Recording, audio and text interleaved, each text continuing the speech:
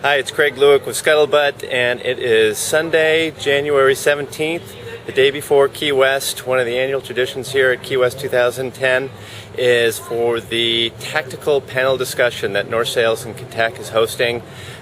Today they've got Bill Hardesty, Ian Walker, Dee Smith, and Peter Eisler that are going to try to reveal some of the nuggets that might help the racers get through this 5-day event. Let's go check them out now.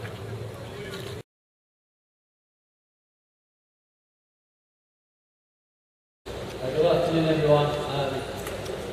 Green Dragon. Trying to think of a clean story I can tell. But we obviously all trying to get the boats ready for the regatta. And ever since I was a kid, at youth training in England, they always said to us, don't change anything for the first day of a regatta. But of course, you always think you can go a little bit faster, or you can get a slightly better sail, or you can set things up better. And it's always very tempting to do that.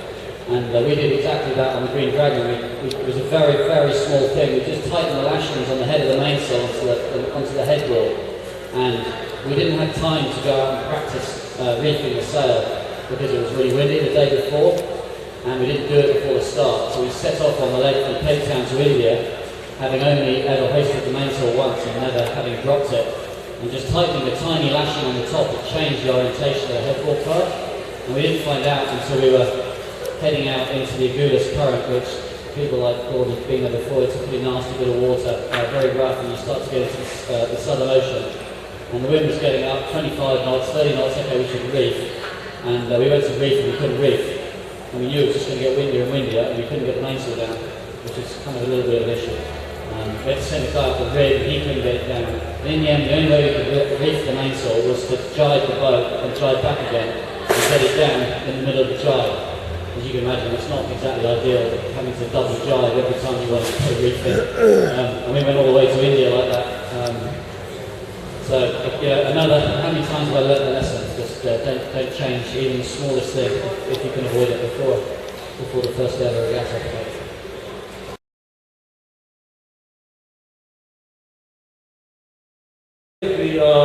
I think Ian brings up a great point, especially for the slower boats. You're going, our boat has a target speed of over 20 knots if it's windy downwind, so a knot of current is only 5% of our total speed, whereas if you're going 8 knots downwind, a knot of current is a bigger deal. But still, it affects everybody, and it certainly affects not only, how we're going over the bottom, but the shifts of the wind on the racetrack.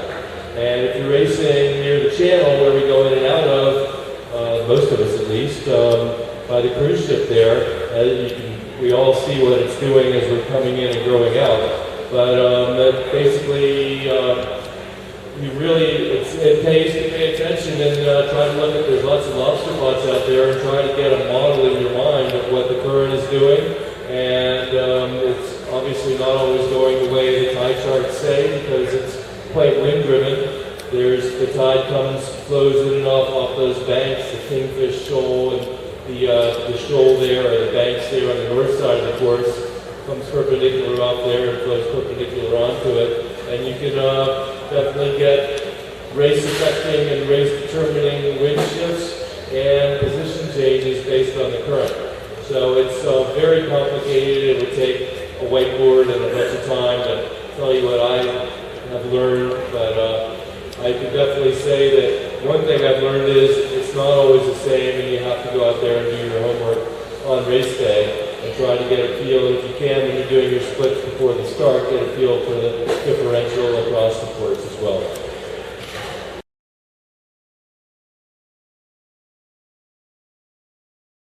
Do you even look at a forecasting when you said, do you look at a forecast? How do you handle that forecast thing? Actually, I try to keep that out of my mind for the last event, because a lot of times the forecasts come in the night before or whatever, and it's going to be something, and it never is in the end. So we kind of look at, sure that, obviously this is a frontal passage today, and it should come out of the north tomorrow. But I'll get up in the morning and I'll see all the latest data and try to read it there, what's happened and what will probably happen, and then take a look out the window and the clouds and the wind that we actually see as we go out the dock, from the dock, and then make them they read from there. But I really do try not to have too strong a preconceived notion of what's supposed to happen, and just because the weatherman says it's supposed to be that way, he might not be even in Florida. And, you know, you might be able to see a lot better what's going to happen in the next half an hour on your first leg than any weatherman can really do. So I kind of trust myself a little bit more than most weather people.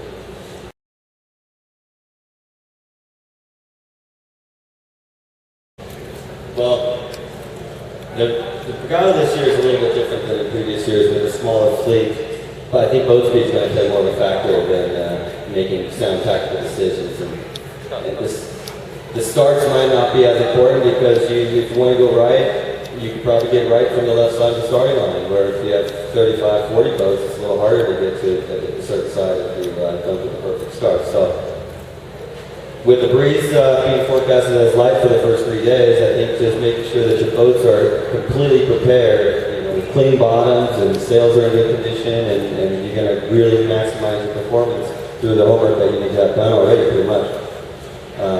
Just making sure you're going to be fast that's what we're focused on. So when you go down into your boat tomorrow morning, the forecast does line up, or the reality lines up with the forecast, and it looks to you like we're going to have an under 10 knot day. How rough are you with the stuff that's still in the boat? I mean, how much do you drag out of the boat? How much do you minimize? Do you leave any sails ashore, or do you count the water bottles? Do you check the fuel level? Do you get really picky, or just trust the guys?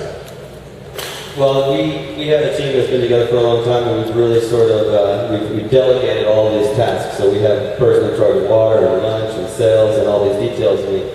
We meet in the morning and discuss whether we're going to go with a heavy program or a light program, and we go light, but you have to be careful down here that you don't go too light with the water because it can be hot. If you have a delay, you can be out there for a long day. So we don't get too crazy, to be honest, and you can't take sails off in par 40. You have to keep all the sails that you sign in, so it's a pretty basic boat in all those regards. They keep it simple. I'm going to assume that these other boats are going to leave sails, and maybe Peter has advice on how they're going to deal with that. But you know, let's just try to be a little more mellow. Maybe only one cup of coffee in the morning instead of two.